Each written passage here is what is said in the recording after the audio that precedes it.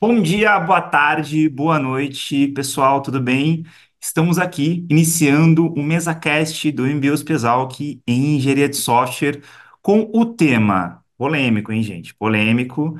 O tema é o case Amazon. Sistemas monolíticos estão de volta? Para falar um pouco sobre isso, eu estou aqui com dois especialistas, meus grandes colegas, Wesley Milan e Matheus Souza.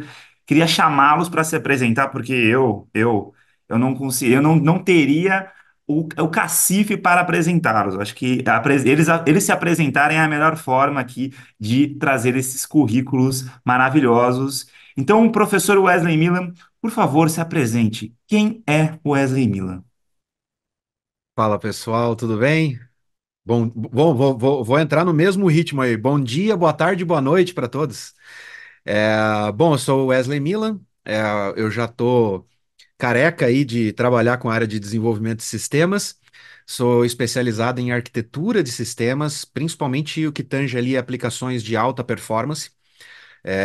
Já estou aí há 35 anos nessa área, então já tô bem calejadinho e já desenvolvi projetos para o mundo inteiro, inclusive para os Estados Unidos, aqui no Brasil, grandes projetos, sempre focado nessa parte aí de alta performance, escalabilidade, cloud, foco principalmente a questão de segurança, redução de custo e tudo mais.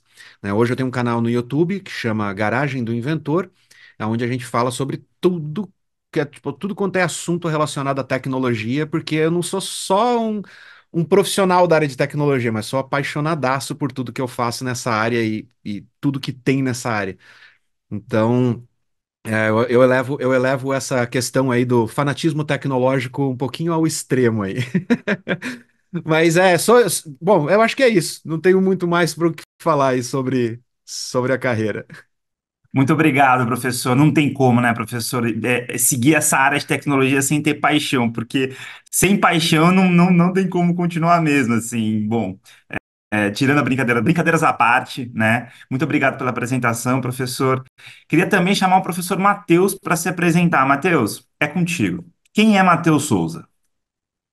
Bom, como eu aprendi rápido aqui, muito bom dia, muito boa tarde, muito boa noite a todos vocês que estão nos assistindo. É uma honra imensa poder participar desse bate-papo com o Bruno, com o Wesley.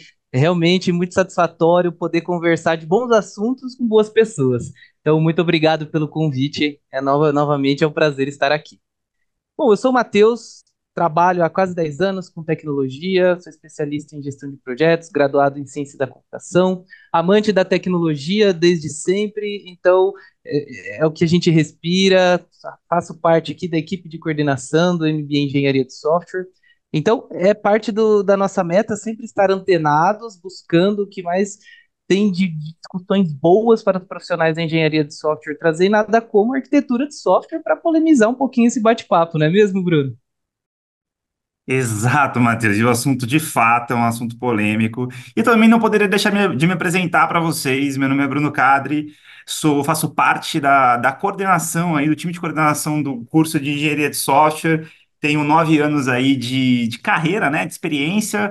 Trabalho hoje como CTO no PSEG. Hoje, nosso time de tecnologia, temos aí mais de 100 pessoas trabalhando com microserviços também, trabalhando com sistemas monolíticos.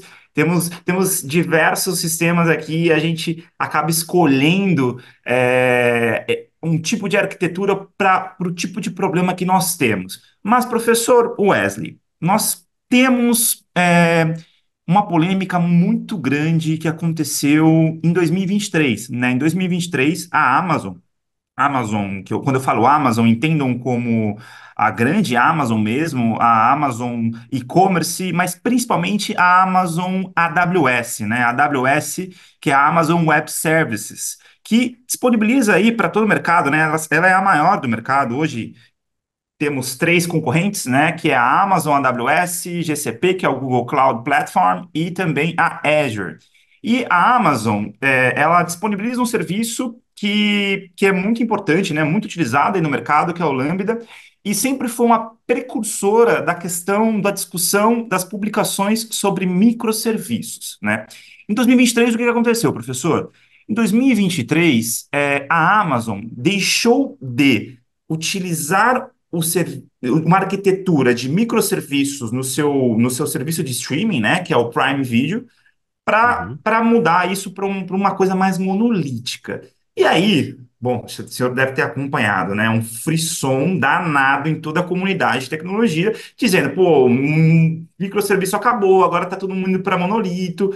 Porque a Amazon divulgou que ela conseguiu economizar 90% com essa mudança, né?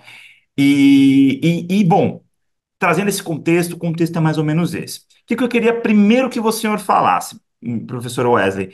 Queria que primeiro você diferenciasse para a gente, aí, para o público de casa, que ainda não sabe o que que é um sistema monolítico, um sistema de microserviço, e tentasse explicar mais ou menos o que que de fato foi esse case. Por que que a Amazon fez essa mudança? O que que de fato mudou? O senhor conseguiria explicar para a gente?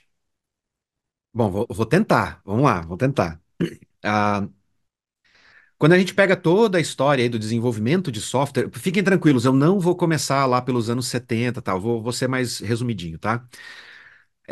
Quando a gente pega toda a história da evolução do software, tá? Do código de software, a gente nasceu basicamente desenvolvendo sistemas monolíticos, né? O que é um sistema monolítico? É você pegar dentro de um code base, ou seja, dentro de um único compêndio ali de códigos, e você desenvolver todas as funcionalidades daquele serviço, daquela aplicação, dentro daquele mesmo código base. É, Lá no começo a gente não trabalhava, tudo era feito para rodar no computador local, né? Então a gente compilava as aplicações e isso acabava, logicamente, tornando a aplicação meio inchada, vamos dizer assim, porque você colocava todas as regras de negócio, todas as lógicas, tudo dentro de um único código, compilava dentro de um executável e aquele executável ficava gigantesco, ficava pesado. Então, começou-se a chamar isso de monolito, que é aquela, né, ah, aquela estátua de pedra gigante, né, esculpida num único bloco de granito que é praticamente impossível você mover ela. Com a vinda da internet, a gente começou a pensar em formas diferentes de conseguir distribuir as aplicações. Mas mesmo assim, a gente, até ali, mais ou menos 2010, a gente utilizava infraestruturas mais estáticas, né? Servidores dedicados, colocations, que é aquele servidor que você compra a máquina e você o coloca dentro do data center para você poder usar só a infraestrutura do data center. E a partir de 2010, se popularizou demais através da AWS a hospedagem cloud. Aquela onde você tem a possibilidade de levantar um servidor, usar ele só pelo tempo que você precisa, desligar ele e simplesmente não pagar mais nada. Você não ter que comprar um equipamento para colocar lá, você não ter que ter um contrato de obrigação de usar aquele servidor por 30 dias, 6 meses, um ano. Então, você precisou executar alguma coisa, você levanta aquela máquina, executa por 5 minutos, desliga ela e você paga só os 5 minutos. E essa onda, ela meio que veio com efeito inercial, vamos dizer assim, né? Então a gente veio de data centers extremamente robustos lá nos anos 80, né, com os mainframes, né? Os bancos ainda usam mainframes até hoje. A gente veio para a web com servidores mais singelos, vamos dizer assim. Aí a gente vem para a cloud com toda essa mobilidade, essa praticidade de crescer, diminuir a tua infraestrutura com velocidade. E essa onda veio com esse efeito inercial, quebrando cada vez mais, e aí a gente veio para o microserviço, né? Que basicamente é gerido, vamos dizer assim. Vamos lá, vamos separar bem isso aí, vamos lá. Eu vou tentar não confundir a cabeça. A parte de infraestrutura vem vindo e vem quebrando também para poder granularizar isso. A aplicação, ela vem do monolito, vem quebrando para serviços e vem para a parte de microserviços. Só que quando a gente chega em microserviços, a gente precisa de algum tipo de infraestrutura para atender isso de forma mais eficiente. Então, o microserviço ele está lá na arquitetura da aplicação. E quando a gente vem para a infraestrutura, quem foi inventado aqui para poder atender aquela demanda foram as funções serverless, tá? Ou os serviços serverless, que eles são mais granulares ainda do que as instâncias que a gente levanta e desliga de forma rápida. Ou seja, você tem lá uma função serverless que você não precisa esperar ela levantar, você não precisa esperar aquela instância aquecer, vamos dizer assim, né, esquentar. Ele tá lá, ele tá pronto. Entrou uma requisição, ele consegue responder em milésimos de segundo, ele é muito rápido. Então ele é perfeito para você colocar aplicações muito mais granulares ali dentro para você poder executar e você paga por cada milissegundo executado, ou seja, você tem mais granularidade ainda, né, nesses serviços. O problema e aí eu vou levantar a peteca aqui, tá? Eu vou levantar a batata quente e vou passar para frente. Vamos lá. O problema é que num servidor dedicado, você tem um custo que é um custo fixo, tá? Você comprou a máquina, você pagou lá adiantado, comprou a máquina, colocou ela para rodar no data center, você tem um custo fixo.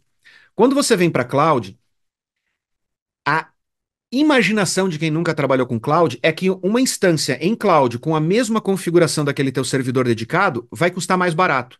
Ela não custa. O custo hora de uma instância em cloud é maior, tá? Por poder computacional, ou seja, por unidade de memória e por unidade computacional, ele é maior do que um servidor dedicado numa infraestrutura estática. Quando você sai dessa instância e você vai para um serviço serverless, você vai aumentar o teu custo por unidade computacional. Quando você vai para uma função serverless, que é o nível mais granular ainda, você vai pagar mais caro ainda. Ou seja, a questão do custo unitário por CPU e memória, ele vai subindo. Ele é um gráfico crescente aqui, ok? Então, nesse momento, quando você vê esse gráfico crescendo, você fala assim, mas qual é a vantagem então se eu estou pagando mais caro por cada giga de memória e cada CPU que eu estou usando? A vantagem aí é justamente a granularidade, ou seja, você usar ele por menos tempo ou por chamadas específicas e deixar que aquela infraestrutura ela se torne elástica, ela suba quando for necessário, caia quando não tem gente demandando aquilo. E esse é o ponto que no meu ponto de vista, é o ponto onde a Amazon conseguiu enxergar que ela estava gastando dinheiro demais com uma coisa que foi desenhada na arquitetura de forma incorreta. E eu quero saber do Matheus aí se ele concorda com essa minha visão aí.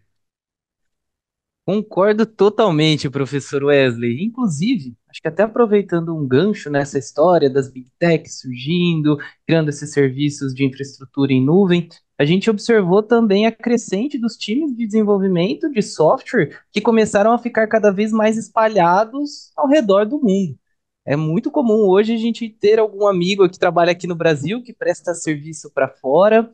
E aí começam-se aqueles problemas com eu não posso mexer nessa página porque tem um outro desenvolvedor que está mexendo agora. Então, o gerenciamento do time, da equipe também, acho que acabou ficando muito mais tranquilo quando a gente vai separando em microserviços, diminuindo o tamanho das responsabilidades que cada um dos serviços tem, cada uma de suas funções, e a gente consegue trabalhar melhor, deixar a equipe mais coesa de maneira geral. Faz sentido, professor? Faz, não, completo, completo. Quando você separa o teu monolito, né, em aplicações menores e você torna cada pedaço dela mais especializado, não é só a questão de você conseguir ter equipes distribuídas ao redor do mundo, mas a questão de que quando você pega um grupo de desenvolvedores, tá? Você pega lá, sei lá, você tem uma equipe de 8 pessoas, tá?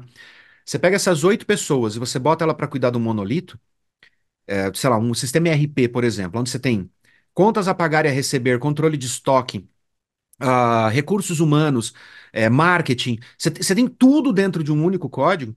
Você tem esses 5 desenvolvedores sobrecarregados, tá? Não só com a demanda do que eles têm que implementar, mas com a absorção de conhecimento de regra de negócio para manter esse sistema funcionando, porque eles têm que se especializar em todas as áreas da empresa ao mesmo tempo e têm que entender como cada pedaço do código se relaciona e as regras de negócio conflitam e tudo mais.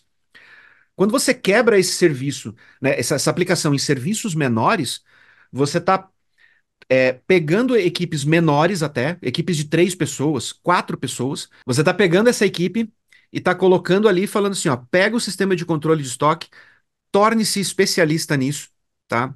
E mantenha esse sistema sempre evoluindo. O que acontece? Mesmo que seja metade da equipe, sejam 4 pessoas, a quantidade de regra de negócio que eles têm que pensar, conflito, o efeito borboleta de cada ação dentro daquela parte do código que pode refletir em outros módulos, tudo isso reduz.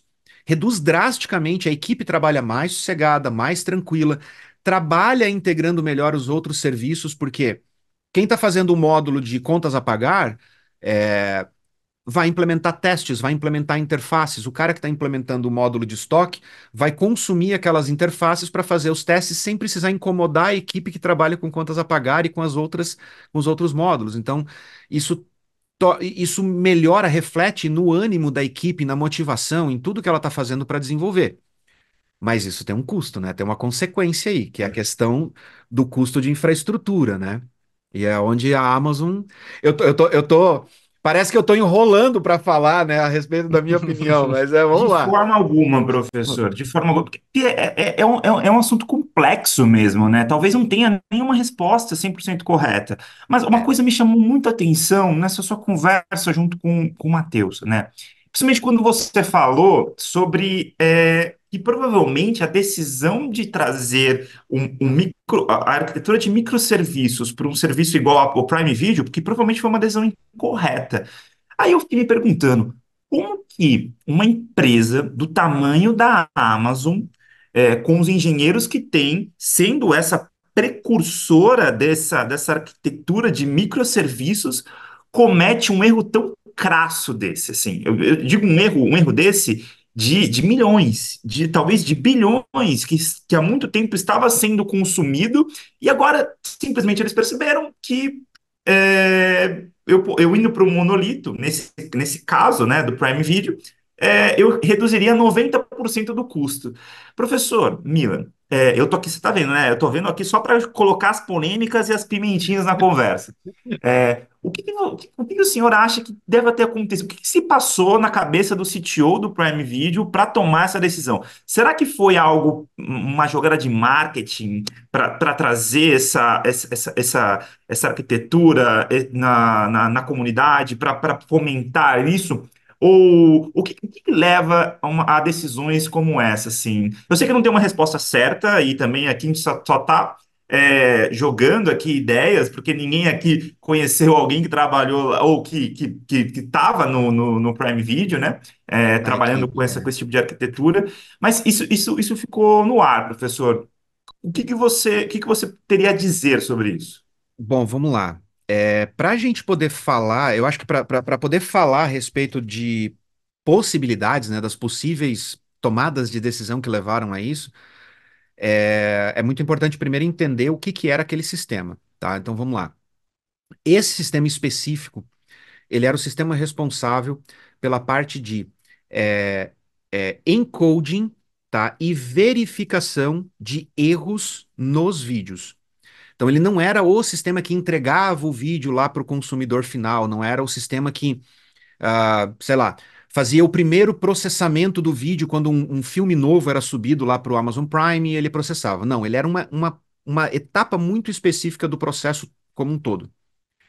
Esse sistema ele era responsável por pegar um vídeo que já estava publicado lá na plataforma, ele pega esse vídeo, ele decodifica esse vídeo, ou seja, ele quebra esse vídeo em vários frames, tá? Então imagina o seguinte, um filme, ah, por padrão, ele tem em média mais ou menos 30 frames por segundo. Então esse vídeo que vocês estão assistindo aqui, ó, esse movimento que eu estou fazendo aqui, vocês estão vendo esse movimento ser feito através de projeções de fotos, de 30 fotos por segundo na tela de vocês, e o cérebro interpreta isso.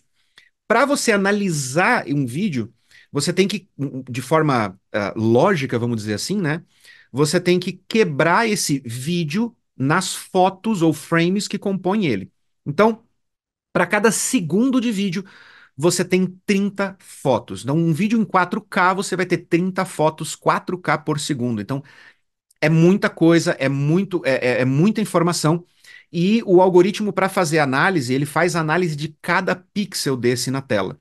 Eu não vou conseguir fazer cálculo de cabeça agora de tipo quantos pixels existem em cada foto de 4K, mas é uma análise muito pesada. O que que esse algoritmo fazia? Ele puxava, decodificava, pegava cada frame, jogava para dentro de um bucket no S3.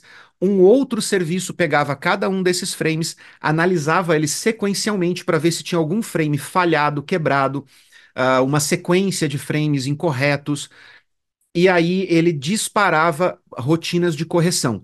No final, ele fazia a recompilação desse vídeo e aí encaminhava sim para o on-demand, encaminhava lá para o servidor que faria a encodificação final para entregar para o usuário. Qual que é o grande problema desse algoritmo especificamente? É que ele não é um algoritmo que era executado sob demanda. Ele era um algoritmo que era executado de forma constante. Então, tipo, ele não era executado só quando um vídeo novo entrava, porque às vezes arquivos de filmes que já estão lá se corrompem. Então, o que acontece entra um filme novo, ele passa por esse algoritmo, mas tem um filme lá que já está publicado há um ano e o algoritmo está lá sem fazer nada, ou bateu o timing daquele vídeo para ele ter uma revisão, ou veio denúncia de usuário, enfim, tem um monte de gatilhos ali.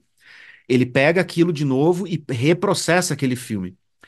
Ah, então, basicamente, o que esse algoritmo tem, esse pedaço do código, é uma tarefa que é 24 horas, 7 dias por semana, 365 dias por ano, lacrado em processamento. O tempo todo ele está sempre processando alguma coisa.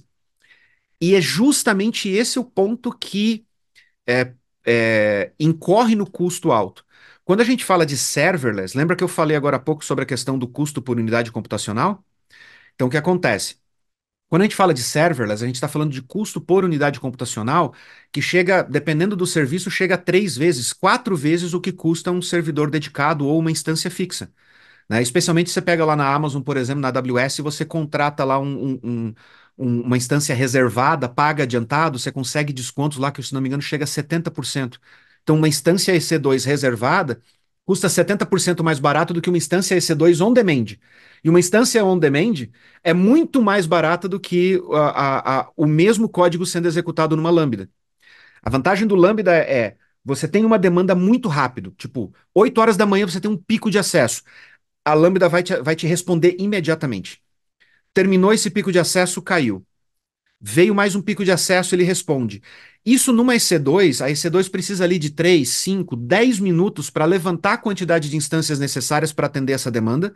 Essa máquina precisa esquentar, a aplicação precisa esquentar na memória para ela poder atender essa demanda. Então, se você tem uma demanda repentina, um tráfego lá, seu site tem 100 usuários simultâneos, ele sai de 100 e vai para 1.000 num intervalo de 5 minutos, até a instância EC2 levantar, as outras instâncias já deram crash. Elas não aguentam o tranco. Então, numa Lambda, a Lambda responde em milissegundos e ela escala na mesma velocidade. Só que se você está usando isso para processamento constante, você está pagando 3, 4 vezes o valor da unidade computacional. E se é constante, você não precisa de velocidade de reação para escalonamento. Se você tem lá, é constante, você já sabe a quantidade de instâncias EC2, você pode provisionar a EC2, que custa muito mais barato, e está executando isso, né, de forma constante. Agora, por que eles sabendo disso, né? Pô, tá dentro da Amazon, né? Eles sabendo disso, eles adotaram esse modelo. Aí é que eu entro numa questão polêmica, tá? Então, vamos lá. Como eu falei, eu já estou há mais de 35 anos, tá? Na área de desenvolvimento. Já passei por todo tipo de empresa, pequena, média, grande, multinacional, e vários tipos de sistemas. E é normal, então, antes de vocês me baterem, por favor, é normal, quando a gente está em início de carreira, a gente descobrir uma nova arquitetura, descobrir uma nova metodologia, descobrir uma nova tecnologia, a gente querer implementar aquilo em tudo que a gente faz. Porque a gente olha para aquilo e fala: Meu Deus, é revolucionário, é sensacional. Não, eu vou usar isso para tudo agora. Eu vou colocar isso aqui no front-end, no back-end, eu vou colocar isso embarcado num dispositivo. Ah, não, eu só vou usar isso agora. E aí é o ponto. O ponto é que a gente veio com aquele efeito inercial, com aquela onda, né, de quebra, quebra, quebra, quebra em coisas cada vez menores.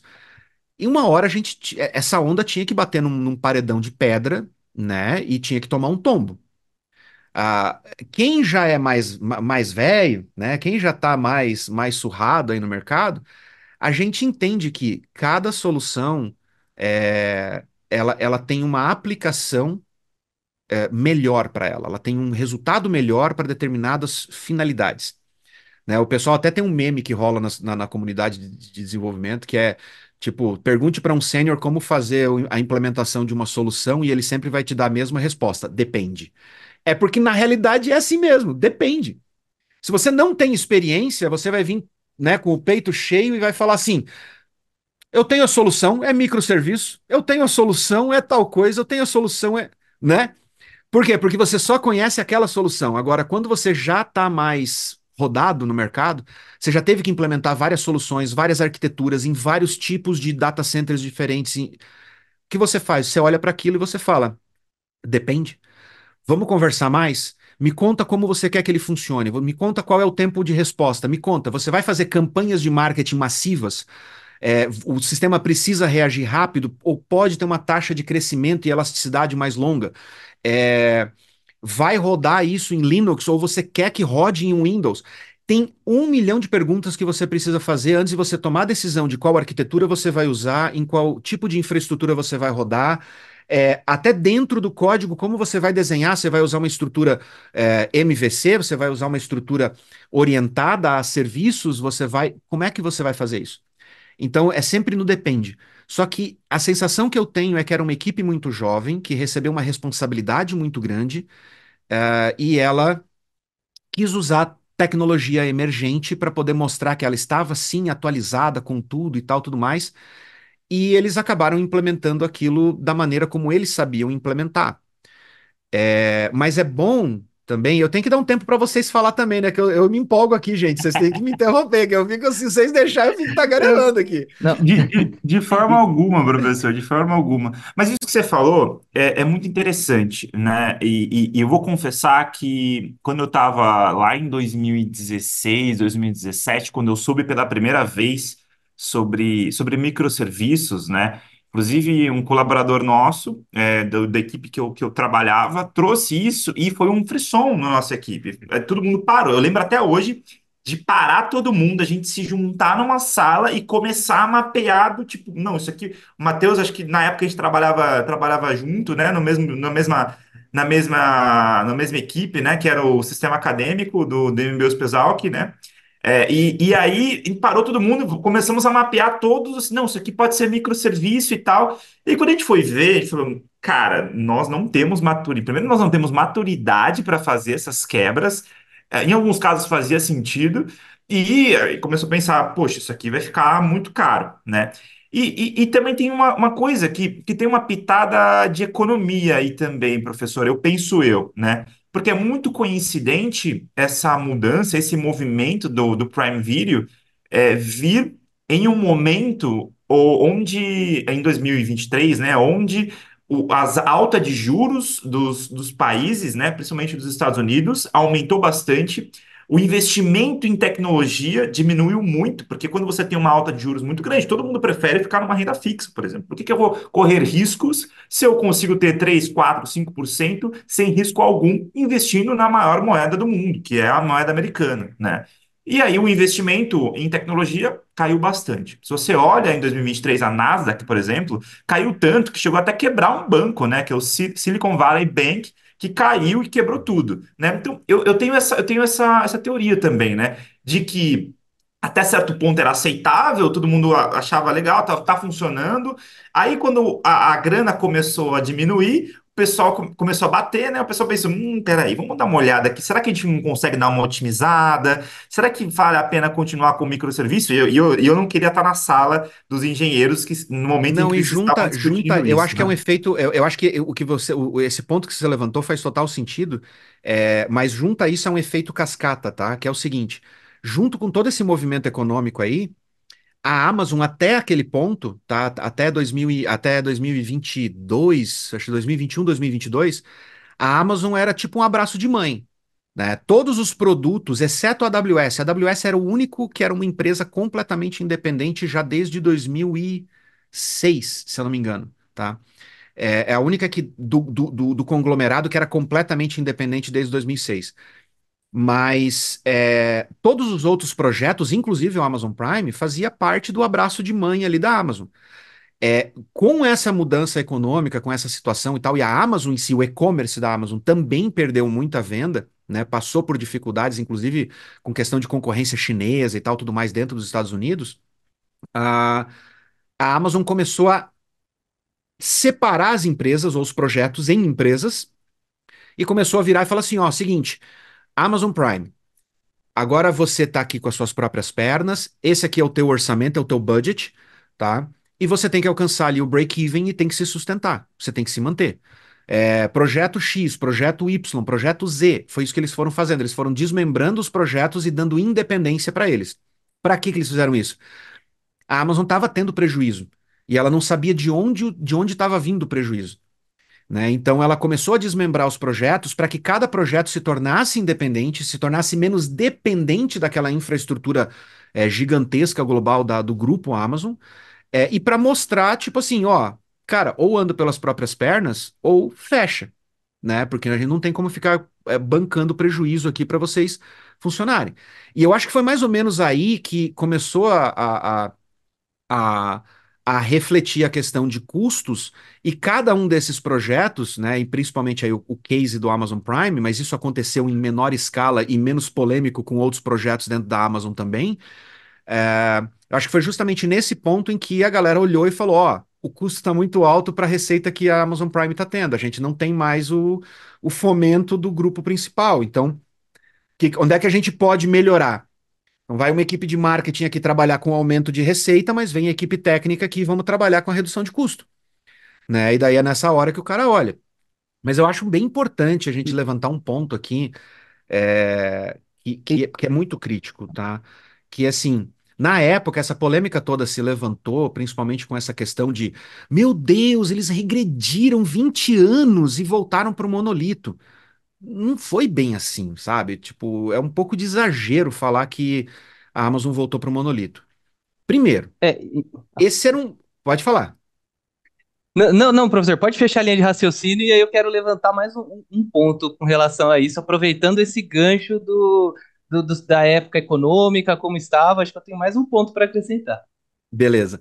Então, assim, ó, primeiro, esse sistema, como eu falei, ele era só responsável. Ele é um sistema muito pontual, muito especializado, que era responsável por fazer a verificação de erros em vídeos, tá? Esse módulo, especificamente, nem sequer era responsável por fazer a correção do vídeo. Ele passava essa tarefa para outro módulo. Só que esse módulo, esse serviço aí, aliás, esse módulo era quebrado em vários subserviços. Então, além da questão de custo com o Lambda, ele ainda tinha o custo de requisição e armazenamento no S3, por exemplo, que fazia milhões de requisições por segundo ao S3, subindo frames, baixando frames, fazendo verificação, um monte de coisa desse tipo. Para quê? Se todos faziam parte da mesma regra de negócio, do mesmo core, que era fazer a verificação de erros. O erro era quebrar isso demais, fragmentar demais, porque não havia necessidade de você decodificar e jogar isso no S3 para depois vir outro serviço que está dentro do mesmo core, baixar tudo de novo para fazer a verificação de frame a frame. Então, o que que eles fizeram? Eles simplesmente pegaram tudo que estava dentro daquela mesma sequência de regra de negócio, tá? E colocaram junto para economizar em requisição para o S3, para que eles conseguissem ter um planejamento, um provisionamento de capacidade computacional e poder rodar essa lógica numa instância EC2, ao invés de ter que ficar passando para funções independentes rodando, já que o processamento era constante, vai para uma instância onde o custo é muito menor e você pode aproveitar todo o teu recurso computacional ao invés de ficar disputando Lambda com outros usuários, outros programas. Mas ele nem de longe se tornou um monolito, porque o próprio conceito de microserviço é um conceito que nem Martin Fowler, nem nenhum autor, nenhum grande filósofo de microserviços consegue definir com clareza e exatidão. É o que eu sempre falo que é o seguinte: você tem um ERP, tá? Ele é todo monolítico. E aí você resolve separar os módulos. Então você vai lá e cria um microserviço de estoque, um microserviço de financeiro, um microserviço de RH. Você pode chamar de microserviço, não tem problema. Só que quando você vai lá para o módulo de estoque e entra nele, você vai ver que ele é muito complexo ainda. E aí você fala, vamos quebrar mais, porque daí eu consigo ter mais especialistas aqui na equipe, porque aqui eu tenho que fazer no controle de estoque, eu tenho toda a parte de cadastro de produto, que tem tratamento de foto, vídeo, não sei o que, descrição do produto, precificação. Então eu posso quebrar cada uma dessas funcionalidades, que são regras de negócios agrupadas, em microserviços. Tá, só que agora pro sistema todo, pro ERP como sistema, aquele módulo de tratamento de imagem dentro do módulo de estoque, que fica dentro do módulo de cadastro de produtos, já não é mais só um microserviço, porque se o primeiro já era um micro, aquele é o quê? É um nano? Um átomo serviço? Tipo, quão mais a gente vai quebrar ele? Todos eles são microserviços, porque o conceito de microserviço não tem relação com o tamanho ou o porte da aplicação ou o porte do código que está ali dentro. Então, quando você fala assim, eu juntei 3 microserviços e coloquei dentro de um só, meu Deus, virou um monolito. Não, não virou um monolito. Ele só virou um microserviço menos especializado, ou seja, ele agrupou regras de negócio, entendeu? Mas ele ainda continua sendo um microserviço. A única diferença é que você encontrou uma maneira de fazer um microserviço mais eficiente, agregando um pouco mais de funções, mas mantendo o core da regra de negócio ainda especializado dentro daquele serviço. Então, é- esse conceito eu acho que ele é o mais polêmico do que qualquer outra coisa, assim, que é em que nível você passa de monolito para serviço e de serviço para microserviço, de microserviço para nanoserviço, tipo, em que nível a gente muda de nome, né? Eu concordo muito com essa sua visão, professor. Eu acho que chamar essa readaptação arquitetural que foi feita de monolito, realmente acho que foi um exagero ou uma jogada de marketing muito boa para que o Pode Prime ser. pudesse tomar mais conhecimento, estar mais em pauta, entrar em voga.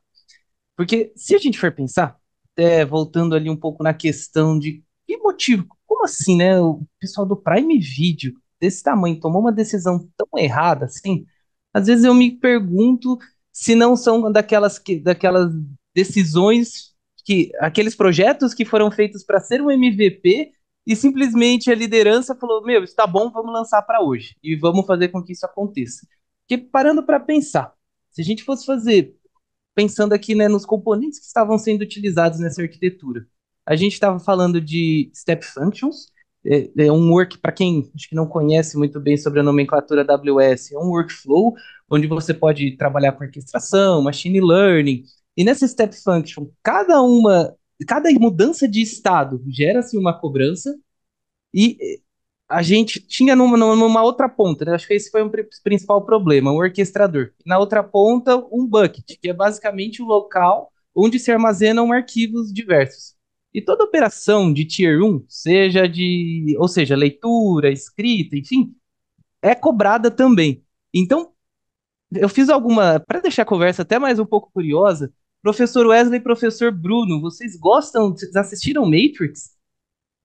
Ou umas 20 Então, vezes, eu acho. Não tem como, não tem não como. tem Se você não como, né? assistiu Matrix, se você não assistiu Matrix, por favor, pause esse vídeo agora. Mentira, não pause o vídeo, mas termine o nosso MesaCast e vá assistir o Matrix, por favor. E aí eu precisei, lógico, como a gente ainda não falou de inteligência artificial, vou levantar esse assunto agora. Eu usei a inteligência artificial para fazer alguns cálculos aqui para colaborar com essa conversa. Peguei o primeiro filme da lista do IMDb, era o Matrix, lá de 1999, 2 horas e 16 minutos de duração, com Keanu Reeves, atuação fantástica, filme muito bom. Na época eram considerados 24 frames por segundo. Então, Depende do deu. formato do vídeo. Exato, exatamente, Depende do formato. exatamente. E para fazer os cálculos aqui, eu assumi 24 e a gente chega num total de 195. Eu tô rolando aqui de lado? 195.840 frames. Aí eu falei, bom, quanto será que custava para fazer a verificação de um filme no Prime Video? Aí peguei, Ótima fizemos. abordagem, Matheus. E aí eu não fui eu que fiz as contas, dou o crédito à inteligência, ao chat GPT, tá? Ele O fez a crédito, e parte. se tiver errado também, a culpa é dele também. É o crédito e Boa, a culpa boa. é. Se der algum PT aí, tem que falar que a culpa é do chat GPT. E eu nem vou falar então que eu corrigi o cálculo para não trazer informação errada, porque se tiver errado, se eu Ah, errei também, aí. E aí a gente chegou, fiz as contas na AWS, lá na região da Virgínia, que é o leste dos Estados Unidos, e aí o custo seria, se a gente fosse utilizar o workflow, do workflow seriam US$ 4,89 de dólar. E mais a questão do armazenamento seria mais US$ 1. Então a gente teria um total de US$ 5,95 por avaliação realizada em cada um desses filmes. Vocês acham que é isso muito fora, se isso pouco? fora, isso fora os puts e gets dentro do S3 e a É, transferência de a, dados e ainda o a machine transferência learning, de né? dados eu não contei. Esse é um ponto. Eu só contei puts e gets, que eu fiz a Ah, questão de ok. frames, e as mudanças de estado no workflow, considerando que um frame geraria uma mudança de estado. Pode ser que eles não divulgaram isso, a gente não sabe, mas considerando essa uma mudança, eu considerei uma mudança de estado por frame. E o custo de armazenamento no S3, você colocou aí também? O custo não coloquei. Não coloquei o custo de armazenamento também, não, e nem o tráfego de dados. Então, ficaria um valor meio alto, né, para pensar em cada filme. Você sabe por que que fica. O custo de. No ano passado, logo que saiu essa notícia, eu fiz um vídeo pro canal fazendo essa conta, mas eu não lembro de absolutamente nada de cabeça. A única coisa que eu lembro é que o custo de armazenamento ficava mais caro do que todo o resto. Porque se você pegar um vídeo que tem 4 GB, por exemplo, dele em formato vídeo, quando você quebra ele em frames, ele vai para 50, 70 GB. Então, você pegar todos esses frames, fazer os puts e depois os gets lá dentro do S3, e ainda você tem que contar com o seguinte: você fez o put, mas depois que fez o get, ele fez a análise, você deleta. Ok. Só que tem quantos. Olha, deu fogos. Ok, É, ok, para. ok. É, eu não Muito sei como é que é, eu bem. não sei como é que eu fiz, mas funcionou. A palavra foi deleta. Aí é o seguinte: terminou de processar, deletou. Aí o que acontece? Você não tem só um processamento, né? Você tem ali, tipo, sei lá, 100, 200, 500 threads rodando isso simultaneamente. Então, basicamente, é você pegar 50 GB, multiplicar por 500 e saber que durante 24 horas por dia, você sempre está ocupando aquela quantidade de espaço lá no S3, mesmo que aquilo esteja se renovando. Então, tipo, Excelente. essa parte do armazenamento durante o mês inteiro é a parte que mais custa ali, a parte mais cara, porque você não pode usar nenhum dos recursos que tornam o S3 mais barato, que é infrequent access. O máximo que você pode fazer é colocar um redundância reduzida ali, né, reduced redundance, que é para você, tipo, já que você está fazendo dados transitórios, você não precisa de replicação. O máximo que dá para fazer ali para reduzir é isso, mas é tudo no standard. Então, o custo de armazenamento disso, cara, é caro pra caramba. Se for botar na ponta da caneta, não, Então, vai, não faz sentido fazer do jeito que foi feito realmente, assim, se for então, pensar pessoal do realmente. Prime Video, eu tentei ser bonzinho, mas o professor Wesley tá aqui para comprovar que não é bem assim. É Realmente bem pior. é muito pior do que a gente estava pensando. E aí, né, e vendo a repercussão que teve na internet, muitas pessoas criticando, né? Será que foi de fato uma redução de 90% do custo ou já tinha sido planejado com 1000% a mais do que deveria ter sido, né? Pensando em valores Não, não, financeiros. reduz mesmo, reduz mesmo. Sistemas mal planejados que utilizam a arquitetura errada para a funcionalidade que ele precisa geram um custo, assim, muito mais alto do que o necessário. Né? É por isso que você vê tanta empresa também falando assim: a gente foi para cloud, mas está custando mais caro do que na minha infraestrutura que eu tinha antes. Agora nós estamos voltando para o servidor dedicado, porque a equipe não conseguiu fazer com que o sistema, tá? Não é só a questão da infraestrutura, não soube usar a infraestrutura. Não, não, não, não. O sistema tem que estar preparado para rodar naquele tipo de infraestrutura. Então, um sistema que é acostumado a rodar no servidor dedicado, ele tem tudo dentro dele. Agora, quando você vai para a infra, você tem que granularizar o sistema para que daí você consiga utilizar a infraestrutura granular. E você tem que achar a medida certa, igual a da Amazon. Mas vamos lá para o Lambda. Não, não, não, volta um pouquinho. Vamos ficar aqui num, num, num serverless, tá? Mas vamos usar um Fargate, por exemplo, né? Que ao invés de você rodar funções, você roda aplicações. Ou não, vamos para o EC2, compramos instância reservada, porque na instância reservada, a longo prazo, pode até sobrar recurso computacional aqui, mas mesmo com sobra, a gente vai pagar 80, 70% a menos do que a gente pagaria utilizando um Fargate. Tudo isso depende de como a equipe consegue entender o que é a computação em nuvem, de como ela consegue escalonar e preparar o sistema para poder rodar nesse tipo de ambiente, né? Então, muita gente desiste de cloud porque não consegue. A empresa vai para lá achando que vai custar mais barato, que é assim, pega o mesmo sistema, bota para rodar lá. Vai custar mais caro, sempre, Com sempre. certeza. O Com sistema tem certeza. que ser preparado e adaptado para aquilo, para usar serviços distribuídos, para usar elasticidade, para poder rodar em mais de uma instância. O público que está nos assistindo, eu tenho certeza que a maioria não trabalha numa Big Tech. Eu espero que tenham pessoas que trabalham em Big Tech e desejo para você, se você não trabalha numa Big Tech, que um dia você consiga trabalhar numa Big Tech. Com certeza é uma experiência incrível. Mas eu acredito que muitos dos nossos espectadores, eles não trabalham em empresas gigantes que têm bilhões e bilhões e de bilhões de dólares em caixa para poder tomar esse tipo de decisão e ainda não falir, né?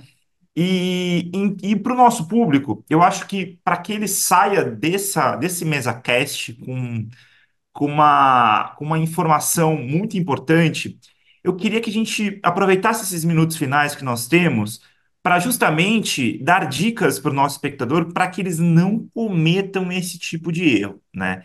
De ir para uma tecnologia que é muito boa. Pelo que eu estou entendendo aqui, não é, o problema nunca foi o microserviço. O problema sempre foi a aplicação dessa arquitetura em um contexto que não era válido, né? Professor Wesley Matheus, em que contextos e como evitar, em que contextos devemos utilizar microserviços, né? E como evitar de cair numa armadilha dessa? Quer falar, Matheus? Pode falar. Perfeito, Bruno.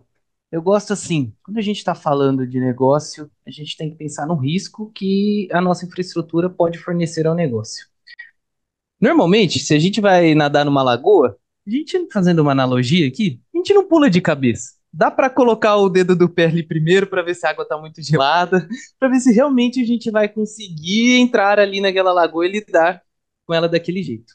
Se a gente está falando de sistemas, tá trazendo um pouco da experiência que a gente já compartilhou juntos, a gente tem que entender a criticidade de cada sistema, fazer assim, estressar aquela arquitetura mesmo, desenhar, colocar à prova, ver se está bom, se não está, redesenhar, pensar como os componentes dessa arquitetura vão se correlacionar e se realmente faz sentido a gente estar fazendo uma mudança desse tipo. Porque, pô, o microserviços entrou num hype em que todo mundo queria fazer, mas ninguém conseguia, como o professor muito bem falou, nem o Martin Fowler, no seu dia mais filosófico, conseguiria definir com exatidão quando uma regra, né, para devo usar microserviço ou não, como a gente define tudo isso. Então eu gosto muito da abordagem, Bruno, de diminuindo aos poucos. Se a gente sentiu que o monolito ele já está virando, sobrecarregando, não está servindo para o nosso negócio, ao invés de microserviços, vamos pular para uma estratégia de serviços. Talvez eu possa tirar apenas uma pequena parte do meu sistema, ver como se comporta, aprender com essa mudança, porque muda. Quando a gente já está criando um outro serviço, a gente tem que trabalhar com autenticação e muitas coisas que antes já estavam. Se a gente está no monolito, é uma sessão para o usuário, ele usa pelo sistema todo. Só de eu tirar um serviço, eu já vou ter a primeira experiência de ter que ter essa autenticação feita. Fora começar a trabalhar com dado, que é um choque. Quando a pessoa começa a sair ali de uma base de dados para gerar uma nova base de dados, essa atualização de dados dá problema. Vou falar que dá problema, porque ou você tem que saber onde consultar, ou você tem que atualizar muito bem os dados e deixar tudo isso atualizado. Não é tão simples, não é tão fácil, e já começa a entrar conceitos de. Não é nada impossível também. Mas é assim, essa primeira quebra de paradigma normalmente é um choque quando essa equipe está passando a conhecer isso pela primeira vez. Então começa a se trabalhar com filas, aí a gente pensa, tem a fila de tudo que deu certo, a fila de tudo que deu errado, e Então, assim, vai devagarzinho. Vai aos poucos, vai testando, dá um pequeno passo para depois conseguir dar outros passos maiores. Adorei, adorei, Matheus, a sua analogia com a lagoa, né? Nada como você, primeiramente, experimentar em coisas pequenas, né? Bom, nós que trabalhamos com desenvolvimento de software, já está no nosso kernel sempre pensar em conceitos de agilidade, né? Eu, como venho da questão da agilidade, a agilidade sempre prega a questão do fail fast, né? Como que eu consigo validar uma ideia de uma maneira pequena, com pouco risco, para que eu depois tome uma decisão maior, né? Que a gente fala muito sobre POC, né? Sobre prova de conceito. Mas, professor Mina, legal, tudo bem. Eu concordo 100% com o Matheus de que antes de pular numa lagoa gelada, nós devemos botar o pezinho ali para ver se a gente encara esse desafio ou não. Mas eu acredito que existam contextos onde é claro, aqui faz sentido usar microserviços. Eu não preciso nem gastar um tempo com uma prova de conceito. Quais são esses contextos, professor? Bom, vamos lá. Em primeiro lugar, eu concordo com o Matheus, tá? É exatamente isso. Começa pelo básico, tá? Começa e o básico, quando eu falo básico, é assim, coloca as regras de negócio. Todo sistema começa pequeno. Todo sistema começa pequeno. Não adianta você falar assim, não, mas eu quero desenvolver um RP, então ele já vai começar grande, então eu já quero pensar nele todo quebrado. Não, todo sistema começa pequeno. Se é um RP, ele vai começar por algum lugar. Vai começar por onde? Estoque? Vai começar por controle de produto? Vai começar por contas a pagar? Onde o teu RP vai começar? Então, se ele vai começar pequeno, ele começa monolítico. Tá? Ele começa com toda a regra de negócio ali dentro. Conforme ele vai crescendo, vai se tornando mais complexo, e essa complexidade vai afetando a produtividade da tua equipe e vai afetando também a questão de custos para você poder rodar, escalar e tudo mais, aí é que você começa a quebrar. Você começa a separar. E vai devagarinho, vai fatiando ele, entendeu? Não tenta simplesmente meter o machado no meio dele, quebrar ele. Não, vai tirando lascas ali dele e vai separando. Como é que você faz essa separação? Vai pela demanda. Principalmente se você está trabalhando com sistemas web, tá? Sistemas web é assim, ó. O básico do básico do básico é você ter métricas a respeito de como o teu sistema está rodando. Tá? Você tem um sistema para medir o desempenho do sistema em si, então, tipo, consumo de memória, você tem lá um APM, tá? Para quem não sabe, APM é um sistema de monitoramento do comportamento interno de uma aplicação, tá? O usuário não vê nada, mas por dentro da aplicação, aquele módulo ali de APM, ele coleta todas as métricas possíveis e imagináveis. Consumo de disco, consumo de memória, consumo de processamento. Dependendo da linguagem de programação, você consegue analisar até o tempo de retorno, tipo assim, ó, quanto tempo demora para uma instrução sair da aplicação, passar pelo processador e voltar para a resposta do usuário. Então você consegue analisar isso, consegue analisar tempo de resposta de banco, você consegue coletar até quais as queries que estão causando delay, atraso na resposta de banco, porque às vezes a gente fica, não, é a aplicação que está com problema. Não, não, não. É uma query que está ali no meio daquele processo que está atrasando. E aí você toma todo você toma um monte de atitudes que é tipo, vamos quebrar isso em microserviços e tal, sendo que é só você otimizar uma query. Então, use um sistema de monitoramento, entenda como a sua aplicação se comporta, tá? Às vezes a aplicação está rodando bem o dia inteiro, chega às 7 horas da noite, dá um crash nela e ninguém sabe por quê. Porque você não está monitorando a aplicação. Então, monitore a aplicação, entenda como ela se comporta e conforme ela for crescendo, você vai analisando quais módulos demandam mais especialização ou demandam uma elasticidade diferente de todos os outros. Esse módulo que requer elasticidade diferente vai se tornar um serviço ou um microserviço. Então você vai ali e cirurgicamente você remove aquele módulo e transforma ele num serviço. Os outros que estão mais equiparados, mais equilibrados entre si, permanecem no monolito, não tem necessidade de você quebrar. Então, nesses casos, essa evolução gradual ela é muito importante, tá? Mas existem poucos casos onde já no início da aplicação, a aplicação já merece um serviço dedicado para ela ou uma execução em Lambda, por exemplo, tá?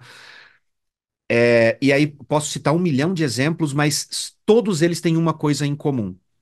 Todos eles têm demandas instáveis, tá? Instáveis, ou seja, tudo que requer processamento constante vai para instâncias ou vai para um servidor dedicado, vai para uma infraestrutura que tenha a configuração ali de processamento, memória, disco e tal, fixa.